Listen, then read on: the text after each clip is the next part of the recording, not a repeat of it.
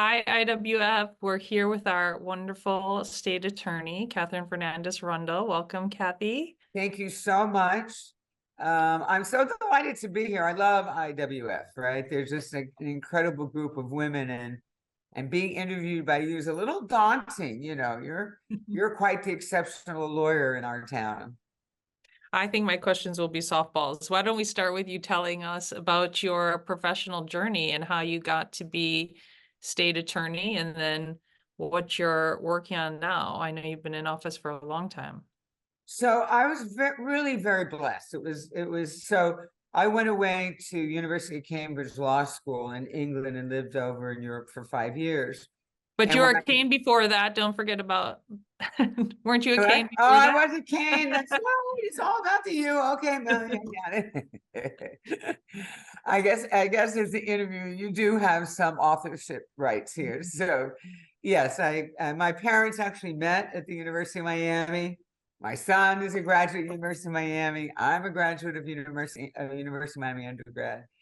And then I went off to Europe and England, University of Cambridge.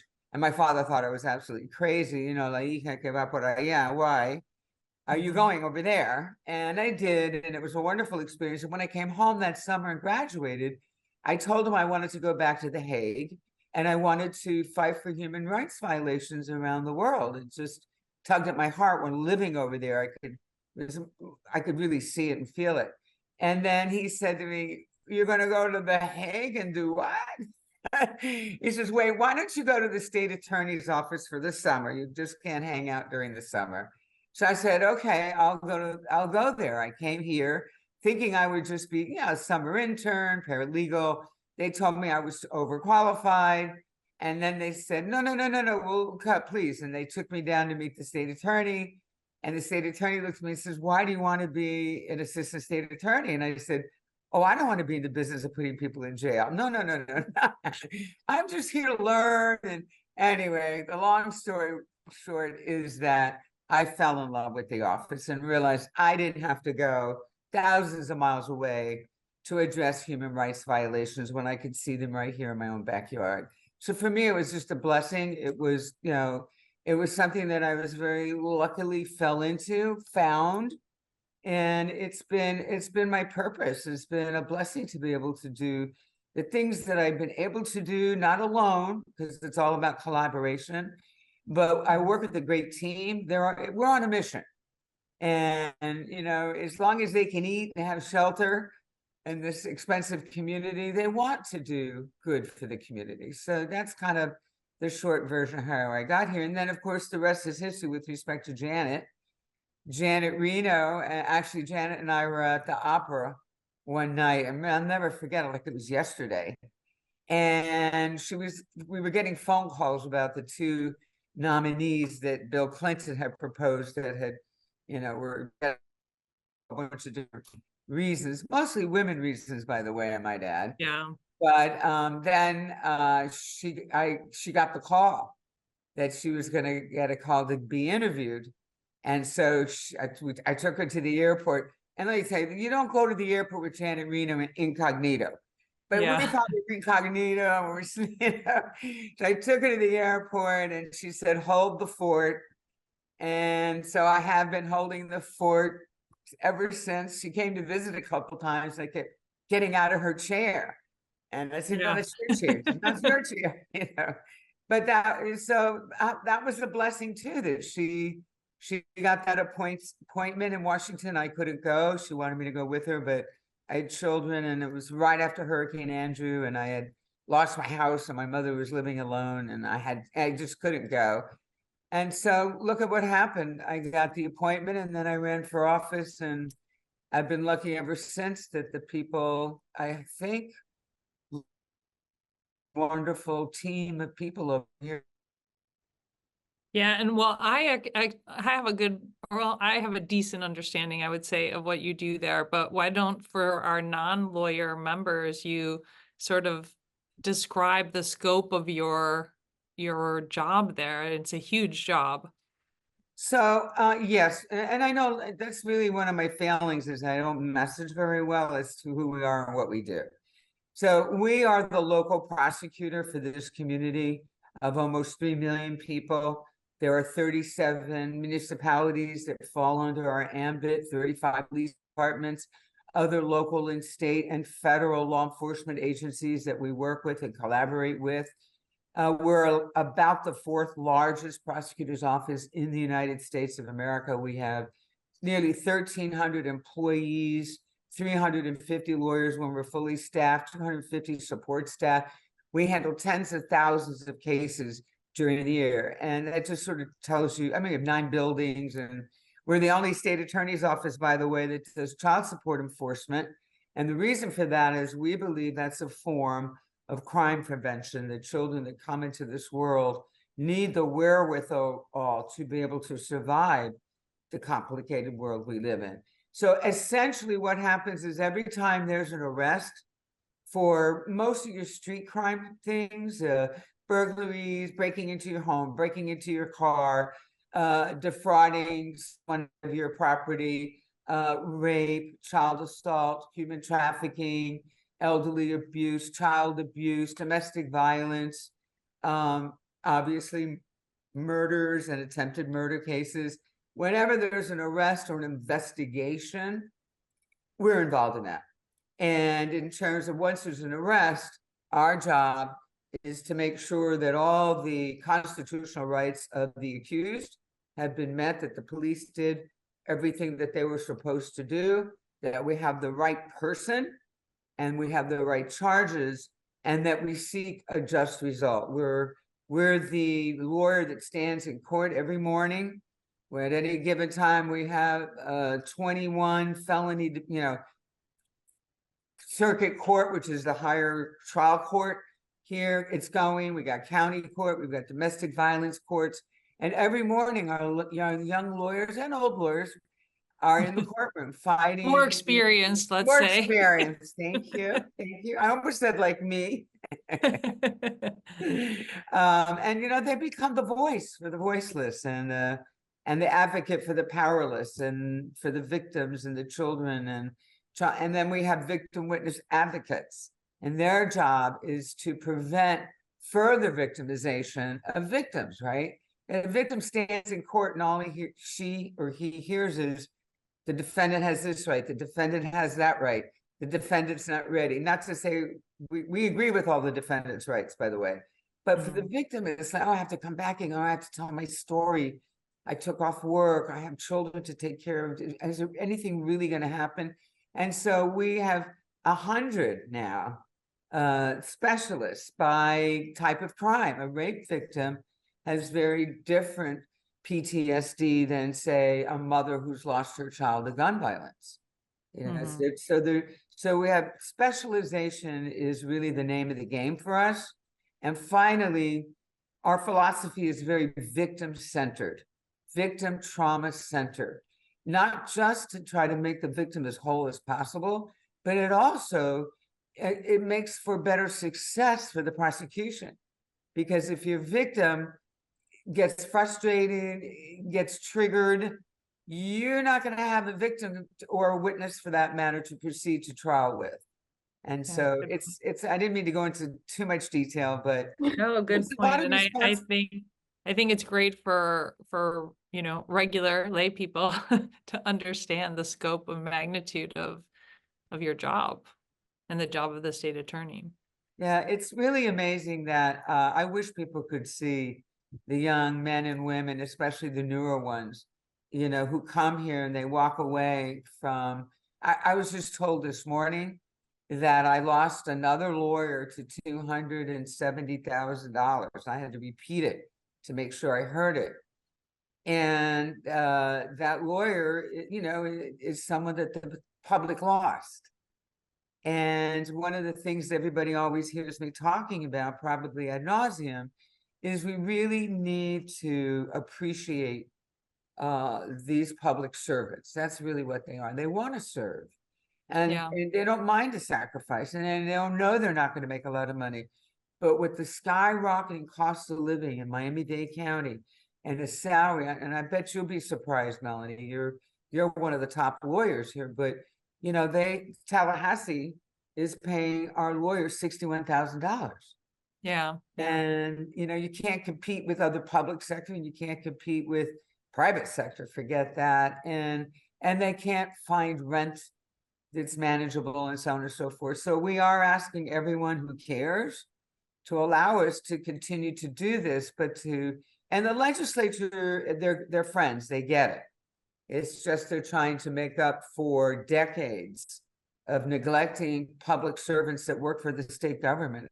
I mean, public sector, US government, Dade County government, they have a lot more appreciation for their public servants than for some reason state government does. Well, that's because we have a sister as our mayor right now. So that's helping. That's helping.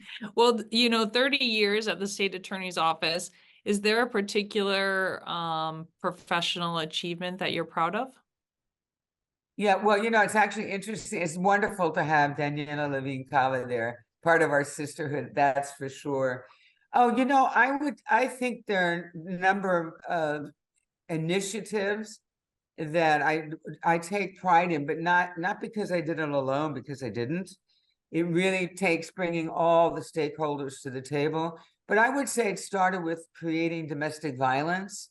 I think we were the first in the state of Florida to really specialize and understand the complexities of domestic violence, how women are impacted, how their children are indirect and direct victims of family violence. And you always used to say, if you want to fix family violence, if you want to fix violence out of the street, you have to start with violence in the home. So I think what we've created there, the safety net of services, we've got specialized courts, specialized lawyers. So I think that's something I'm particularly proud of because of the impact, right? The footprint is large when it comes to families. The other one that I'm particularly feel good about, because I had to really make up for lost time, was human trafficking. I did not know, and I was a little ashamed that I didn't know, right? That Florida ranks third in the United States of America for the numbers of victims of human trafficking. And when I saw that 10 years ago, can't believe it's 10 years already, but I was shocked. And I really felt like we needed to, get into high gear, which we did. And so we changed the laws, we created specialized lawyers, we created specialized task force. We now have 40 law enforcement. I borrow police officers and feds, and everybody's part of our task force.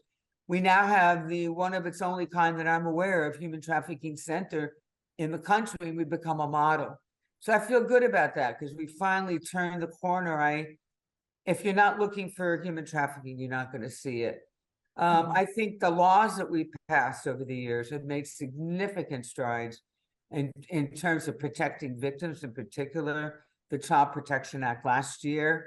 It took 7 years to get passed, but that, again, has a huge footprint. And then lastly, is sort of pioneering what we're doing now with elderly and adults, vulnerable adults, and also HOAs and COAs. I did not realize how many millions of victims live in sort of dictatorial settings, and how if you want to cheat, not all homeowners associations or condo associations are bad, but if you want to be a thief, you can do it, and do it quite easily, and do it with a lot of money and hurting a lot of people that can end up losing their homes. So we're just now trying to understand that, get legislation, get some protections in the law, and create a prosecution unit that's going to show people we're not going to tolerate that in this community. Yeah, well, thank you for your service. Let's go on to some other sort of broader concepts. What is the best advice you've ever received? I think it came from my father a long time ago. I was sort of I was a Miss Know-It-All. My mother used to call me Miss Know-It-All. And so I just thought I knew everything when I was a little kid. And my father, and I didn't, obviously, I probably knew nothing. And my father used to say, never be afraid to ask a question. And so you learn that that's okay. I say that to my new lawyers, to my new staff when they come. It's okay. Knock on our doors. Ask a question. And that's really held good for me in all kinds of different settings. I don't understand why the law is this way, or how did this happen? How did we become the third largest, state? And Miami is number one in the state of Florida for numbers of human trafficking victims. If you don't ask that question, how did this come to be? So I think that's one of them. And the other thing I remember, when I just became elected, I was out with a governor somewhere, and I heard someone ask him this question: what is the number one quality a good leader needs? And I never forgot his answer. And he said, listening.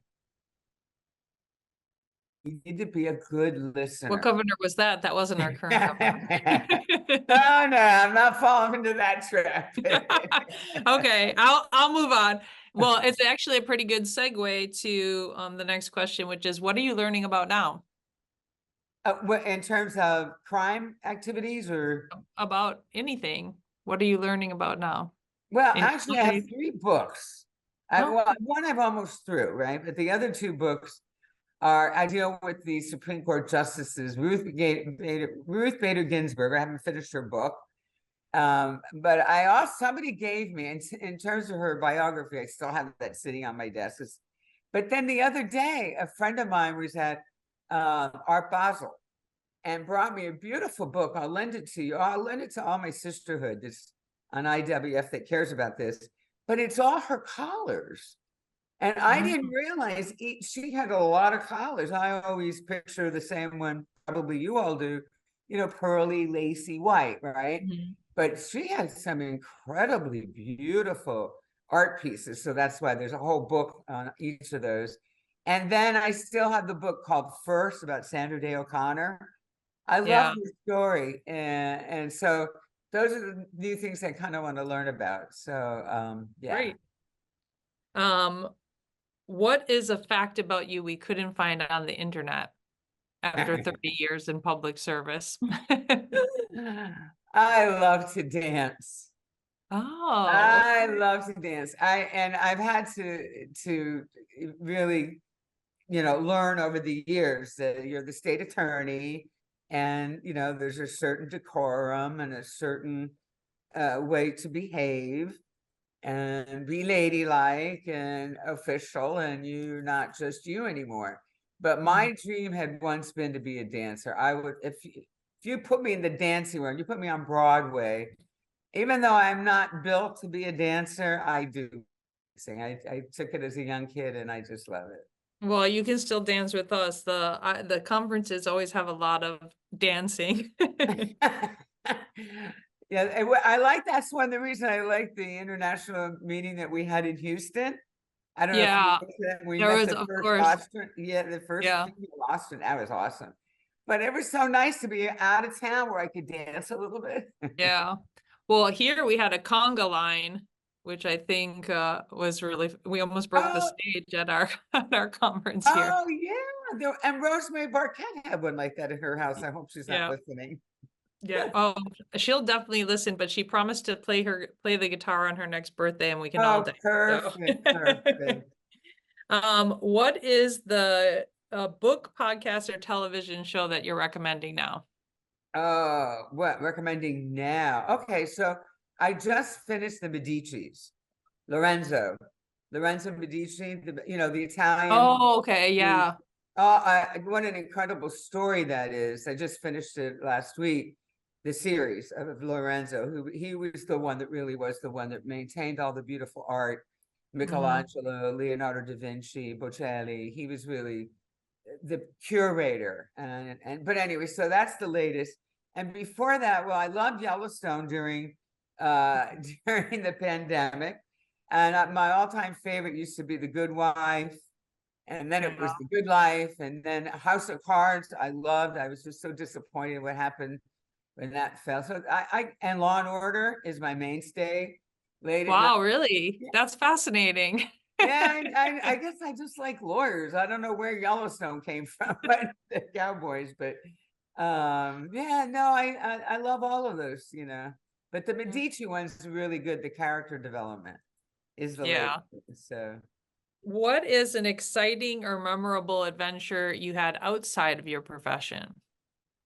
I think outside of my profession, I think the formative years and experiences I got living in Europe were very meaningful to me. I was a young woman. I was a young American. I was one of few women. I believe there was 4 or 5 women in all of my law school. It was quite a male bastion. There were no female bathrooms, believe it or not. Yeah. But anyway, so I think learning what I learned there about different cultures and diverse backgrounds and ideas, and being a Hispanic woman,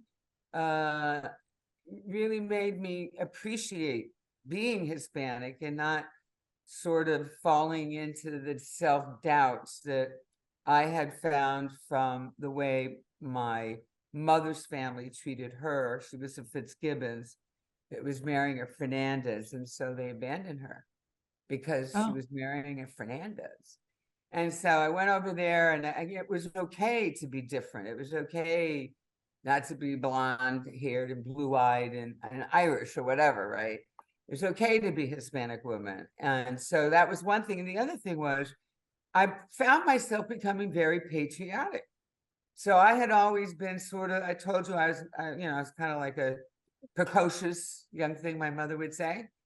Another thing she says, you're a little officious. So I've learned to tone those down with maturing. But I learned to really love my country with all its warts, and realize it really is the best country on the planet. And that while we have a lot of dissension, and probably more today than maybe yesterday, it was during the Watergate times. And every time somebody was going to put down the United States of America, I found myself really standing up for them, even though they hadn't passed ERA and all that stuff I stood for. You know what? That was really very transformative period for me. good. 2 more fun questions. What's the book you gift most often? Well, actually, I just gave the World Between Me and You. I love that book. Yeah. And it's short, it's very easy to read, and I just gave it to a young man. And a couple of months ago, he came to my house to do something. He saw it sitting there, and he says, "Is it good?" I said, "It's great. Here, it's yours." So I love doing that. That's a really beautiful story. It is. Last question. If you were in charge of the playlist, what song would be playing next? Well, I love We Are Family. I love, although I can't sing it, and everybody tells me, please don't sing. I love that. And We Are the World is another one of my favorite. There's a great documentary about that one now. Oh, there is? On Netflix. Yeah. I forget. I think it's like the night. Oh, I forget. I'll text you it. Oh, that'd be great. Yeah. It's And- great. And it's all about how they did that whole they did whole video and recording of the song in the night after the Grammys, like in that night, like beginning at 10 p.m. to like Wow. dawn. Anyway, Oh, while they were all there. yeah, while they were all there. Oh, that's so, I'd love to see that. Yeah, It's it's a great. beautiful song, and it's got a great message. And Yeah. so yeah, that's just the beginning. I like all music. And dancing. Except Bad Bunny. I'm not crazy about Bad Bunny, but I'm getting there. I'm trying. I'm really trying. David, most of you know, is my life partner, and he loves Bad Bunny, and yet he's one of the most elegant men you'll ever meet, right? And then I'll get in the car and it's on, and I go, I don't understand this, I'm trying. Well, thank you for being here. I'll let you get on with your the rest of your day. I know you're booked up schedule, but great seeing you, and hopefully we'll see you soon. Thank you so much, Melanie, and thank you for what you're doing, taking time out of your busy schedule. And here's to my whole sisterhood. Thank you for each one of you being in it. Bye.